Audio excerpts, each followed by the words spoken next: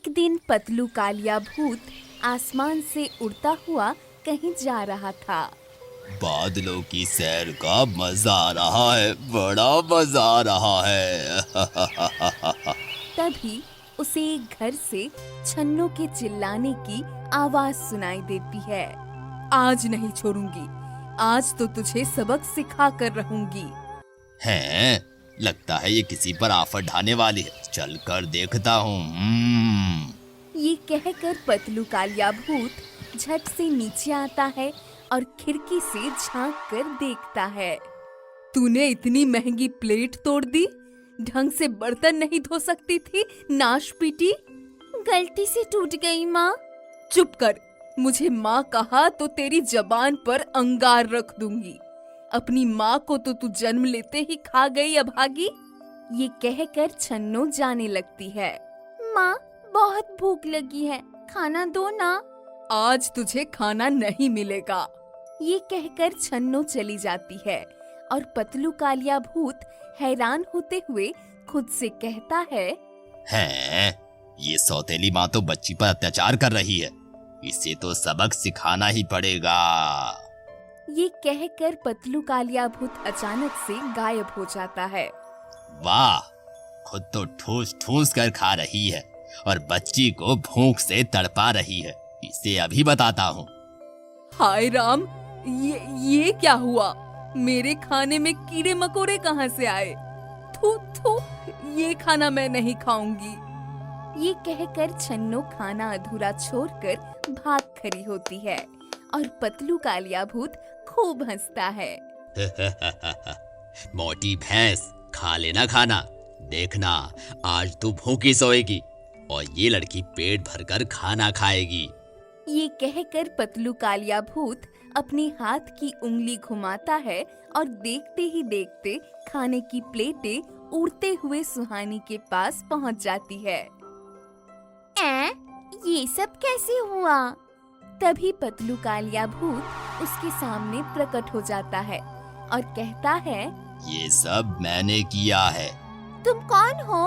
मैं पतलू कालिया भूत हूँ, पर तुम डरो नहीं, खाना खाओ, मैं तुम्हें कुछ नहीं कहूँगा। माँ आ गई तो?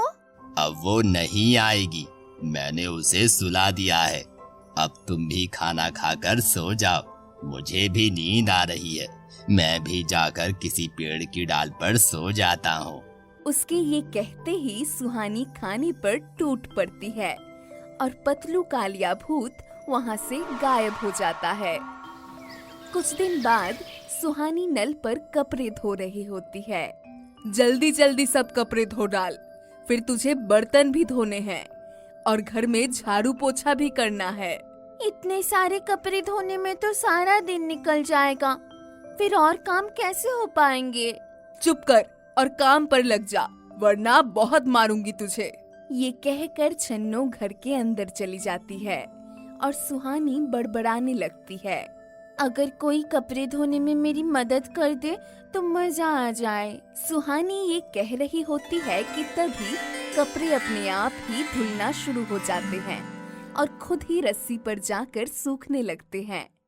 ये देखकर सुहानी हैरान रह जाती है। अरे, ये तो सचमुच चमत्कार हो गया। जब तक मैं हूँ, ये चमत्कार तो होते ही रहेंगे। तुम सचमुच बहुत अच्छे भूत हो, क्यों हो ना?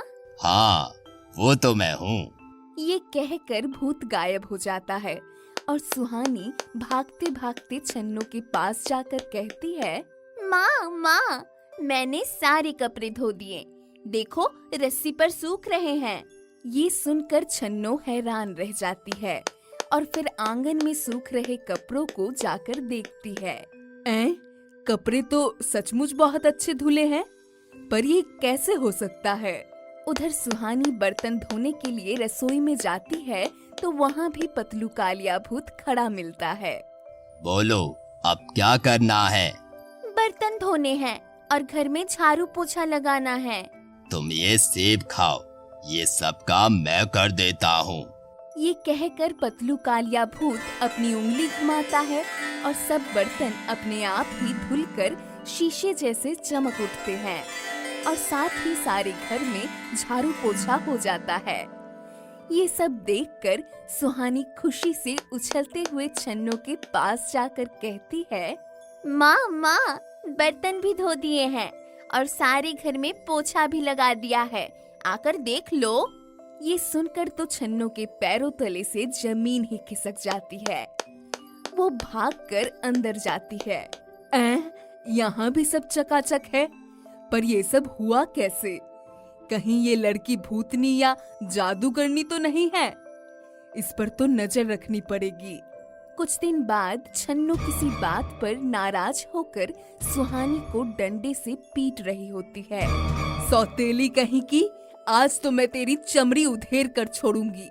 ये ले, और ले, ये ले। मत मारो माँ, मत मारो। तभी वहाँ पतलू कालिया भूत आ जाता है और उसे देखते ही सुहानी खुश हो जाती है।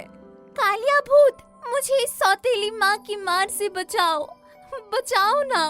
तू चिंता मत कर बच्ची, मैं अभी सबक सिखाता हूँ इस मोटी को। ये कहकर पतलू कालिया भूत अपनी उंगली घुमाता है और वही डंडा छन्नो के हाथ से छूटकर हवा में लहराते हुए उसको पीटने लगता है।